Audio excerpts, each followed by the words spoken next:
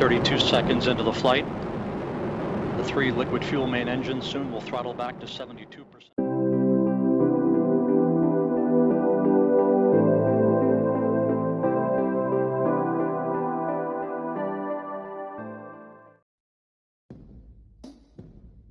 Rocket propulsion is a fascinating technology. A technology that generates enough thrust to move an aircraft through the air. But do you know the rocket technology was invented by Chinese in the 13th century? Of course, rockets were not used for launching spacecraft, but for the military purpose instead. The world saw its first rocket launcher in 1380, which was actually a fire arrow launcher named Wasp's Nest, created by the Ming Dynasty. Rockets were not used in the industrial or scientific works until the mid-20th century. In fact, the first rocket that could fly high enough to get out of the Earth's atmosphere was first launched in 1942 by Germany. In 1957, the Soviet Union launched the first rocket that put the first artificial satellite, Sputnik 1, into an elliptical low Earth orbit. Since then, space agencies and research centers have developed numerous rocket and missile technologies to obtain efficient thrust. We are listing the most popular ones that have caught people's attention in the last 7 decades. Solid fuel rocket.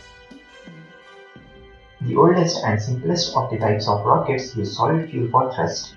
Solid fuel rockets have been around since the Chinese discovered gunpowder. This type is monopropellant, meaning several solid chemicals are combined to make a single mixture. This mixture is then placed in the combustion chamber, awaiting ignition.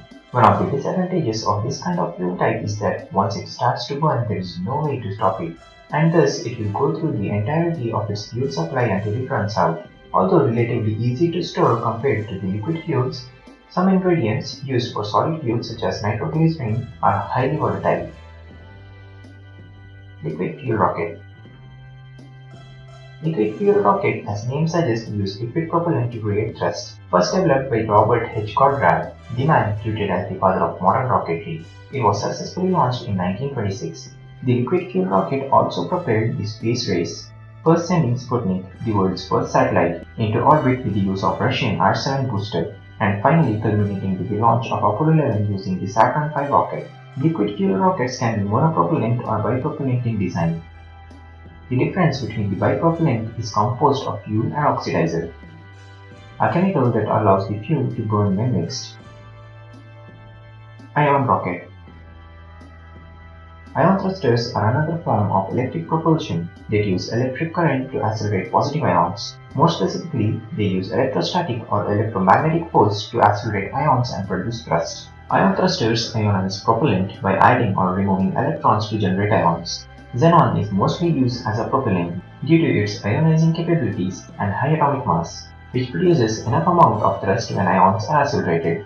Since xenon is an inert gas with impressive storage density, it can be efficiently stored on spacecraft. Most ion thrusters use a process known as thermionic emission to produce electrons. Ion engines cannot operate in Earth's atmosphere, where ions are present outside the engine. They cannot overcome any notable air resistance and work only in vacuum of space. At present, ion thrusters designed by NASA are used to keep more than 100 geosynchronous communication satellites in their proper positions.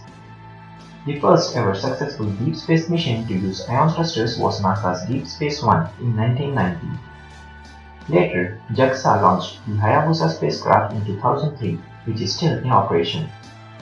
As of now, NASA is working on 2 different ion thrusters, the annular engine and the NASA's evolutionary xenon thruster, to increase the operational life of spacecraft and reduce operating costs. Plasma rocket. One of the newer types of rockets in development, the variable specific impulsive magnetoplasma rocket, works by accelerating plasma produced by stripping negative electrons from hydrogen atoms inside a magnetic field and expelling them out the engine, touted to decrease the time it would take to reach Mars into just a matter of months. The technology is currently undergoing testing to increase both power and endurance.